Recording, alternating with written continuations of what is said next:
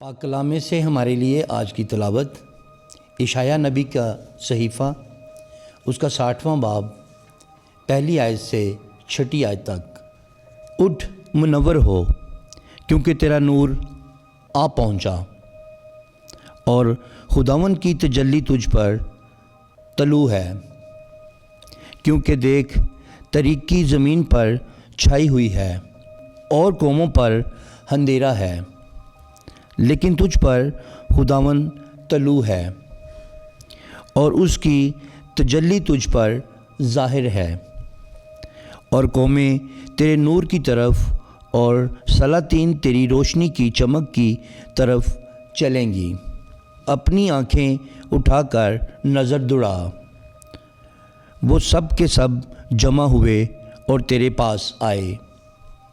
तेरे बेटे दूर से आ रहे हैं और तेरी बेटियां गोद में उठाई हुई हैं।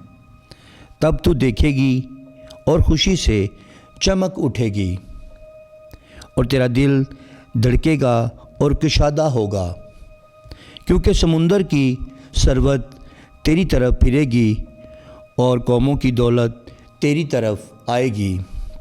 ऊँटों की कसरत तुझ पर फैलेगी, यानी मदियान और ईफा की सांडनियाँ, वो सब सबा से आकर सोना और लोबान ला रही हैं। वो खुदावन की हमद के मुबश्शिर हैं। पाक कलाम का पढ़ा जाना और सुना जाना हम सब के लिए बाइस से बरकत हो। खुदा का शुक्र हो।